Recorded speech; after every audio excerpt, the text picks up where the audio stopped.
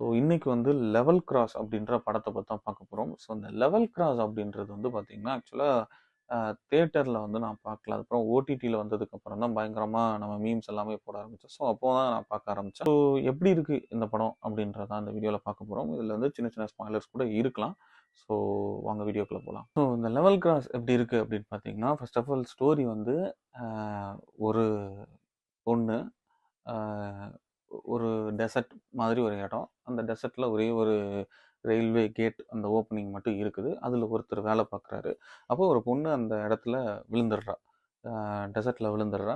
So அப்போ இவர் போய் அந்த பொண்ணை தூக்கிட்டு வந்து ஒரு வீட்டில் அந்த சின்ன ஒரு வீடு இருக்கு. அந்த வீட்டில் அவர் தான் இருக்காரு. அந்த வீட்டில் வந்து அந்த பொண்ணை வச்சு அப்போ கேட்குறாரு என்ன நடந்துச்சு அப்படின்னா, அதாவது 2 பேர் சண்டை போட்டுட்டு இருக்கும்போது, நான் ஹேண்ட் வாஷ் பண்ணிட்டு இருக்கும்போது என்னை தள்ளி விட்டாங்க அப்படின்னு சொல்கிறாங்க.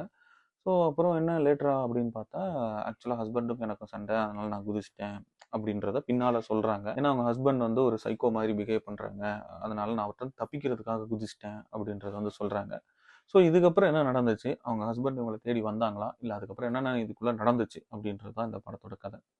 ஸோ இந்த படத்தை வந்து பார்த்தீங்கன்னா, ஃபர்ஸ்ட் ஆஃப் ஆல் இந்த படத்தில் கேஸ்ட் ரொம்ப கம்மி. கேஸ்டிங் வந்து ஒரு எனக்கு தெரிஞ்சு மெயின் கேஸ்டிங் 3. அதை தாண்டி எனக்கு தெரிஞ்ச மொத்தமே ஒரு 10-15 பேருக்குள்ள தான் இருக்கும். கம்மி, அதுவே அதிகம் தான் நான் சொல்கிறேன். 10 பேர் தான் இருக்கும் எனக்கு தெரிஞ்சு. ஸோ இது ஒரு பெரிய சேலஞ்சாகவும், இன்னொன்று ஒரு மிகப்பெரிய ஒரு இன்ஸ்பிரேஷனாக என்னன்னா, ஒரு 2 மணி நேரம் படத்தை வெறும் 2 பேர் 3 பேரை அதிக நேரம் ஸ்க்ரீனில் காட்டினா 2 பேர் தான் அதிக நேரம் காட்டுறது. ஸோ அதிக நேரம் ஸ்க்ரீனில் ஒரு 2 பேர் 3 பேரை வச்சு நம்மளால் ஒரு 2 மணி நேரம் படத்தை எடுக்க முடியுமா அப்படின்றது வந்து மிகப்பெரிய ஒரு விஷயம். அதை வந்து ப்ராப்பராக அதுவும் எங்கேஜிங்காக ஆடியன்ஸை கொண்டு போகிறதுன்றது இன்னொரு பெரிய விஷயம். ஏன்னா இந்த படத்தை இன்னும் விட்டா இன்னும் 2 மணி நேரம் எடுக்கலாம். அதுக்கு அந்த மாதிரி கண்டென்ட்டும் இருக்குது. ஏன்னா அந்த இதுலேயே வந்து அவங்க சொல்லுவாங்க, அந்த மலைக்கு பின்னால் ஒரு ஒரு அனிமல் மாதிரி சம்திங், ஒரு டெவில் மாதிரியோ அது தலைகீழாக நடக்கும் அப்படின்றத தலைகீழாகவும் அதை காட்டுவாங்க கடைசியில். ஸோ இதை எடுக்கணும்னா இன்னும் ஒரு 2 மணி நேரம் எடுக்கலாம் அந்த கான்செப்ட்லாம் உள்ளே கொண்டு வந்தா. ஆனால் எப்படி அதை வந்து எப்படி சொல்லலாம், ஒரு 2 மணி நேரம் நம்மளை வந்து எங்கேஜிங்காக கொண்டு வர ஒரு படம் வந்து ரொம்பவே பிரமிப்பாக இருந்தது. இந்த அளவுக்கு வந்து ஒரு பெர்ஃபெக்ஷனாக இருக்கட்டும், ஸ்க்ரீன் பிளேயில் இருக்கட்டும், ஆக்டர்ஸோட நடிப்பாக இருக்கட்டும், ஸோ இது எல்லாமே வந்து பெர்ஃபெக்டாக ஒரு லெவலில் சூப்பராக அப்படியே போயிட்டே இருந்தது.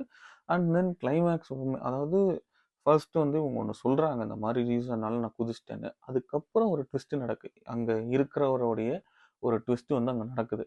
அவரே ஒரு ப்ராப்ளமாக வர்றாரு. அதெல்லாம் வந்து ரொம்பவே எக்ஸ்ட்ராடினரி இதாக இருந்துச்சு. ஏன்னா முதல்ல மெதுவாக போயிட்டு இருக்கும், திடீர்னு அந்த பீக் அடிச்சதும் பயங்கரமாக போகும். அதுக்கப்புறம் கிளைமேக்ஸில் ஒரு ட்விஸ்ட் மாதிரி வரும்.